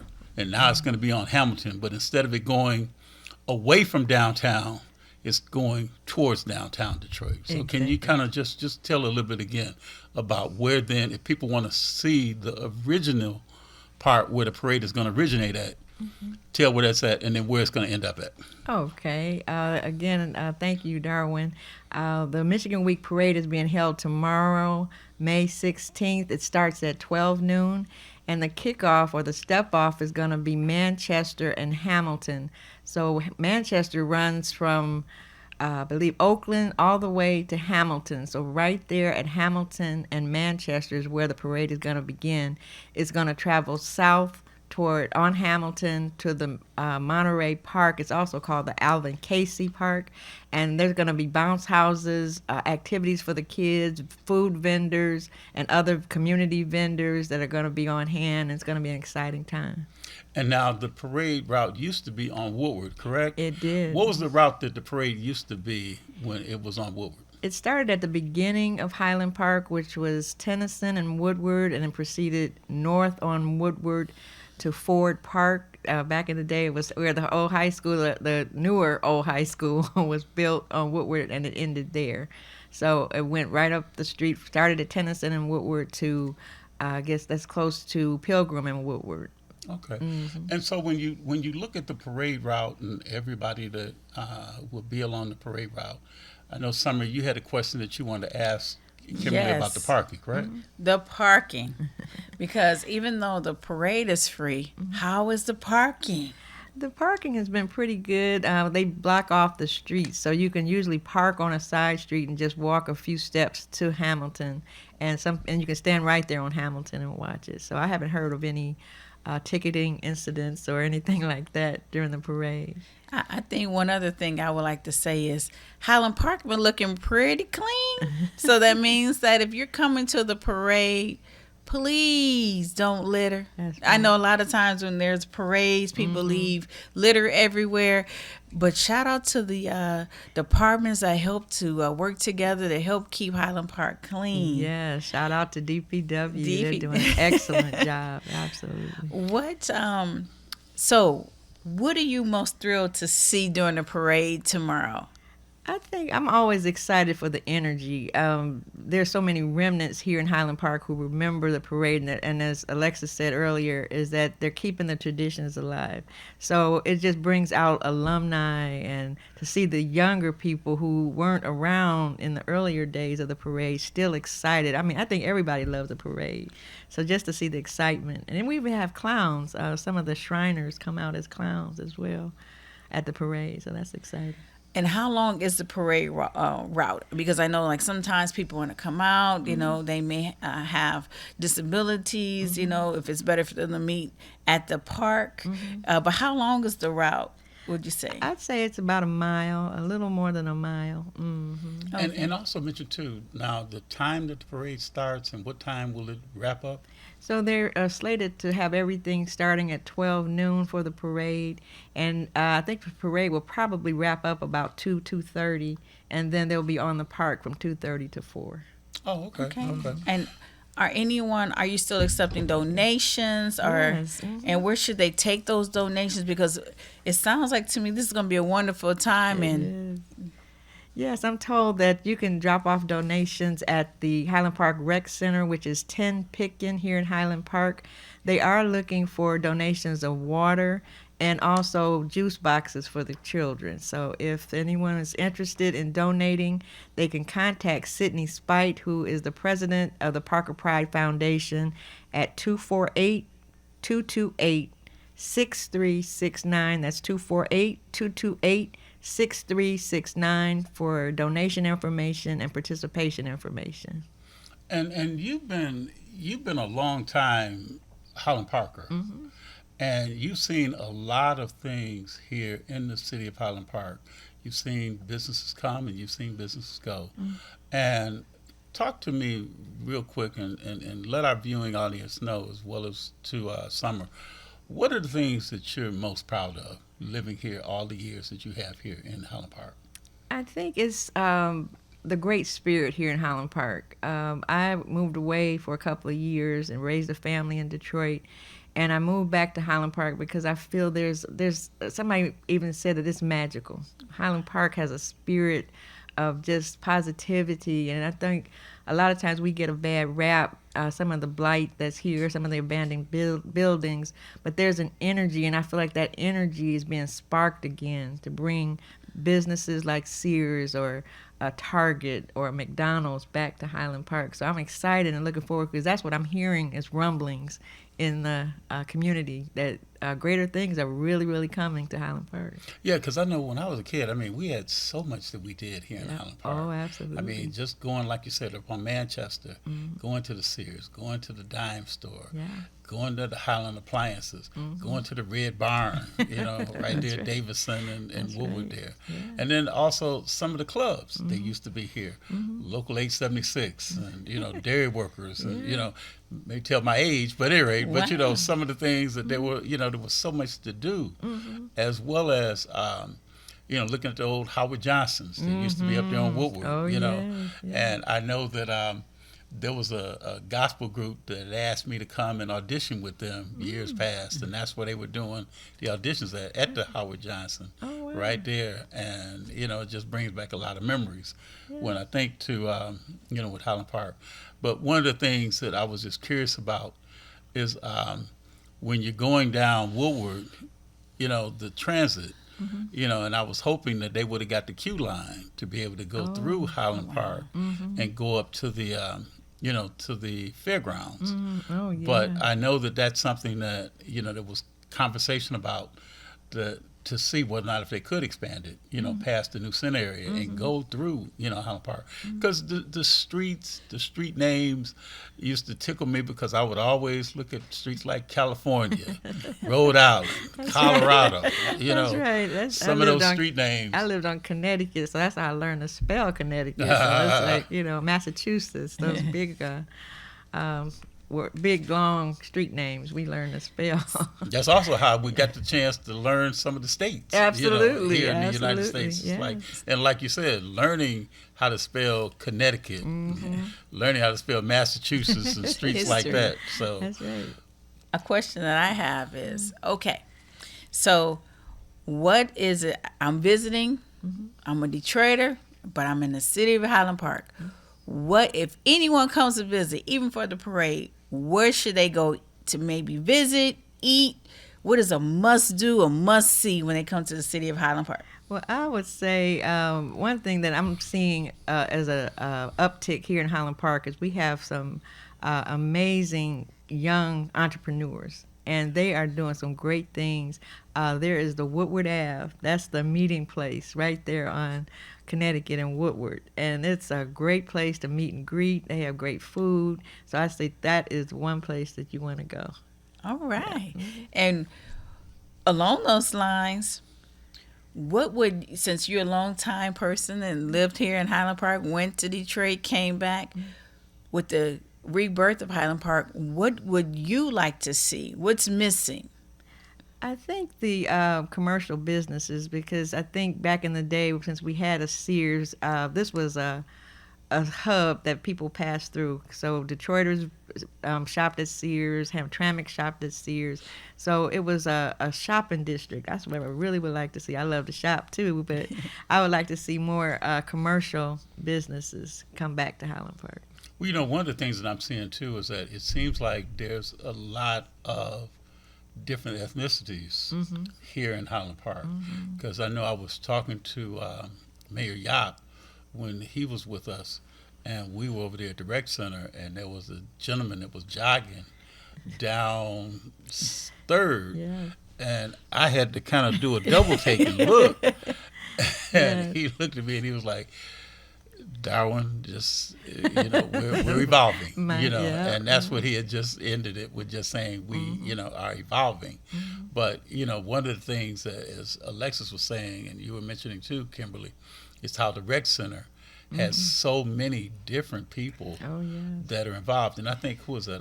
Wasn't Reggie McKenzie involved here? Yes. And in Highland Park, as well.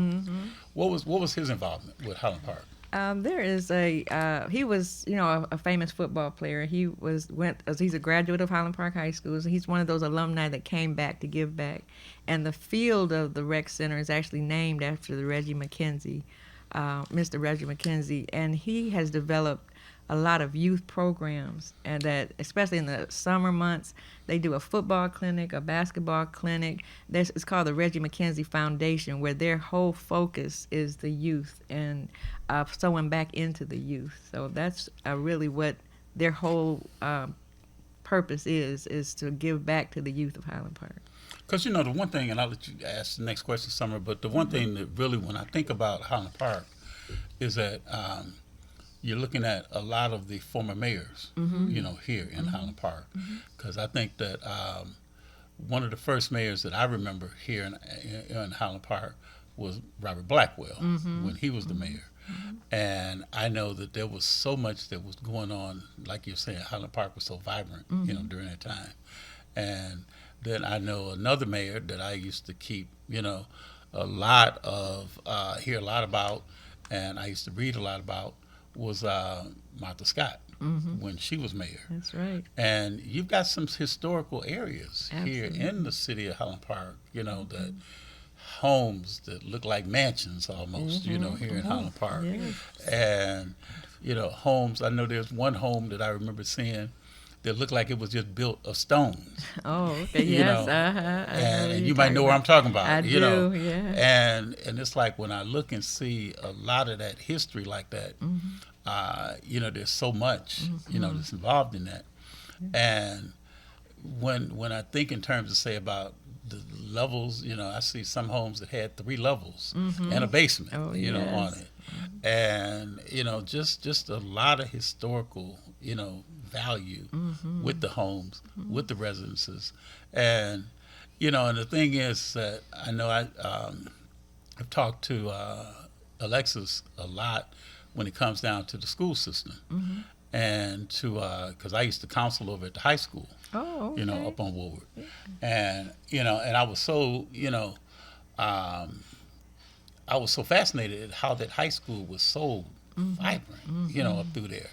And I was disappointed to see the high school, close. But then a lot of people I know, we used to do a lot with the college, right there on Glendale, up through there. And I think that during COVID time, a lot of us had to go and get COVID shots, and we would get tested. And right there, adjacent to where the college was at, that's where they were doing, had specially set up to do COVID testing, right up through there. But as I said, it's just so much when you think about the streets that started in Detroit, they got to Woodward, and then their names would change, like you're saying, like a Tennyson, like, Tuxedos and other streets like that. And then once you crossed, it changed into streets like Moss and, other street names, like that. But, when you look at the background of Highland Park and you see the mayors and you see the city council and see a lot of things that, came about, it just seems like a lot of people stayed regardless of whether or not they lost the schools or lost some of the businesses. It seemed like there was such a heart that people that were born in Highland Park, and they stayed. They wanted to do what they could to maintain the heartbeat of the city, starting businesses. I've seen, folks like Wyndham and others, the Blackwells and others here, that have really tried to keep, I give a shout out to Arthur Blackwell. Our Blackwell, does so much here, in Highland Park. And then also what Mayor Yap, did, because I was out passing out turkeys at the rec center. Okay. Me, Mayor Yap, and other people that were on the council and people that were here, prominent, people here in the city of Highland Park. So again, you're here, you're doing a lot in Highland Park. You also assisted with the reactivation of the Highland Park NAACP branch. Talk about that a little bit, about the NAACP here in Highland Park, and also to give a shout out too, so that if you want to join the NAACP branch here in Highland Park, what can a person do? Yes, well, for the first time in 15 years, Highland Park has an active NAACP branch, and this is May 18th, that's Monday. We'll be actually 2 years old, 2-year anniversary. We're excited. We're starting to gain some momentum. We have to give a shout out to our president, Mr. V. Ricardo Thomas, who is our president, and a lot of great people, a lot of great leaders are part of the Highland Park NAACP. To join, you can go online at naacp.org, and our branch number is 3139. If you need more information, you can call us at 313-454-1592. That's 313-454-1592. And we will get back with you, and we hope to continue the great momentum and supporting such an historic organization, civil rights organization. Now, you said that you're going to be celebrating the 2nd year anniversary of the branch here in Highland Park. Yeah. And I know that you're doing a lot of things as far as, say, trying to keep Highland Park understanding about the importance of NAACP here in Highland Park. Talk about some of the things that you've done as a branch, where the meetings held at, and what time, your meetings are. Talk about some of the committees then, if somebody wants to be a part of the NAACP branch. What are some of the committees? So give your 30-second, or I'll give you a minute, elevator speech that you would give to people that might want to join the reactivated Highland Park branch here of NAACP. Sure. Well, that's one thing that the NAACP offers, is that whatever your interests are, whatever your strengths are, there's a place for you in NAACP. We have standing committees. We're looking for chairs. If you're having experience in health, if you have experience in education, if you have experience in legal redress, we want to hear from you. You can give us a call again at 313-454-1592, and we can get you involved in the NAACP Highland Park 3139. Of course, we have elections coming up in November, so if you have a desire to serve as an executive member or a participant at large member, again, we are so excited to have you and to be involved in the Highland Park branch, NAACP. So now, just and Summer, I'll let you jump in, but talk about some of the things that you're looking at in the future for the branch. Well, NAACP is a very historic organization, so we did salute the founders of the NAACP. We had a wonderful Founders Day event back in February, and we're looking forward to participating. We were one of the sponsors for the candidate forum. Highland Park has a election coming up this year, and it's all of the executive offices. It's mayor, city council at large, city council in all the districts, our city clerk. So we're going to have we're going to have a candidates forum for all of those offices on May 23rd, which is next Saturday. It's from 10 a.m. to 12:30. It's going to be over at the Parker Village, and that's 181 East Buena Vista. And Juan Shannon is the founder over there, so it's going to be an exciting event. Most of the candidates have responded and will be there to take questions, so we're looking forward to that. And that's a crucial part, of Highland Park, is to get to know your candidates, get to come and ask questions of them, and then at the same time too, as Summer, as we talked about before, to hold candidates accountable. Once you elect them, hold them accountable. Hold them accountable, and hopefully that they will get involved, because again, Highland Park is on their rebirth. Yes. And I wanted to, as I'm sitting here and I'm thinking, I'm listening to the history, I used to work at the Michigan Works across the street. Okay. And so I think about the businesses that have remained and that continue to help the community, the workers. So many workers have come through the community. What else besides like workforce development, small businesses? When I ride down Woodward Avenue and I ride down Victor, I'm like, oh, I wonder what was here. I wonder what was there. What is it? And I've had the tour of the recreation center, which is phenomenal. What is it that if you had one wish, or maybe two, what are one or two things that you would like to see in this community as a pillar who's been here so long?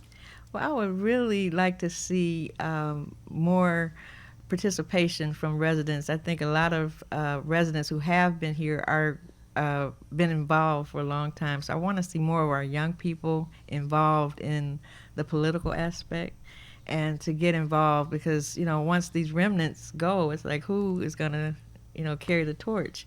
So I like to see that more young involvement. I think in school we had like it was a parliamentary procedure. I think some of those things need to be brought back so that they can learn and grow in the community.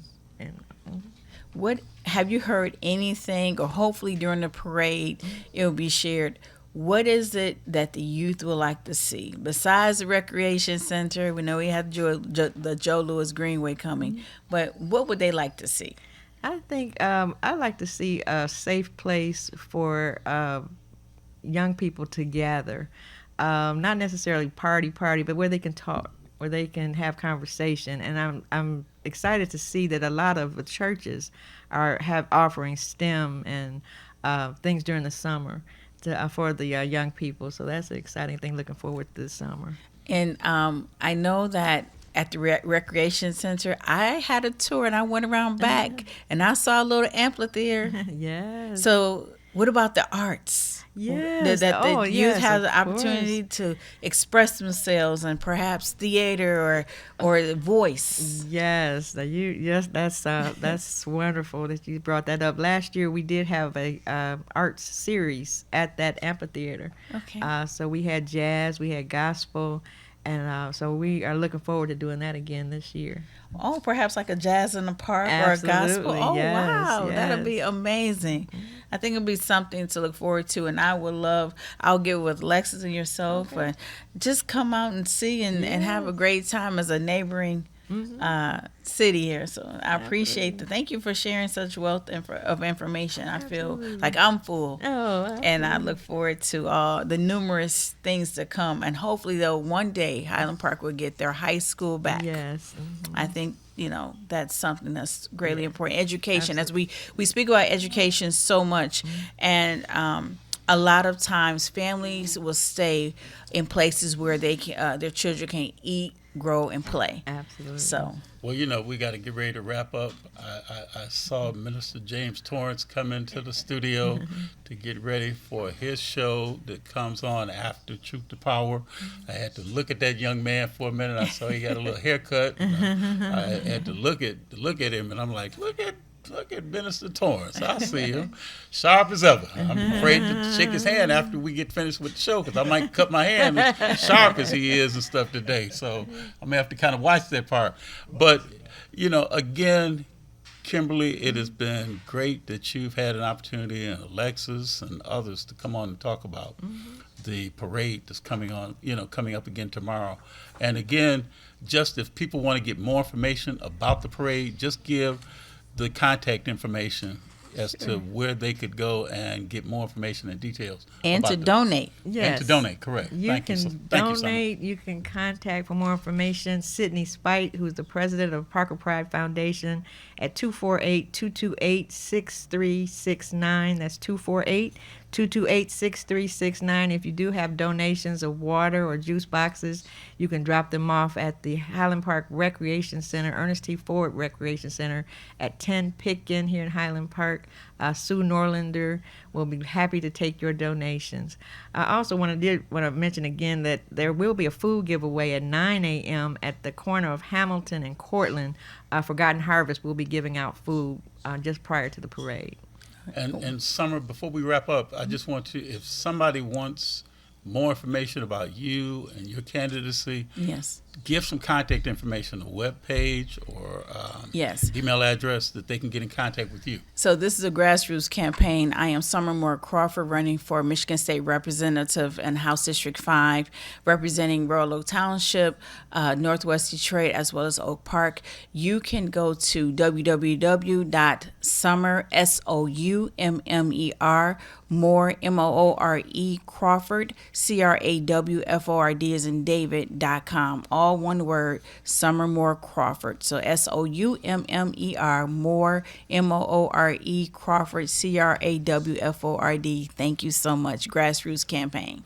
And we just want to also tell you, too, to the other candidates that are running in House District 5, that is Crystal Bailey, and also to Candace Calloway, that if you'd like to come on Truth to Power, we welcome you to come on and talk about your platform as well. But again, we got to wrap up, and we appreciate everyone that made this show a very special show today. So again, thank you to Harriet, thank you to Sananda, thank you to Summer, thank you to Alexis, thank you to why am I escaping now? But thank you to Kimberly, and thank you to RJ, who came on the show and talked about when he was a Grand Marshal. So again, thank you to everyone. We hope that you had a great time for your Mother's Day, and we pray that you have a very, very safe weekend. Peace.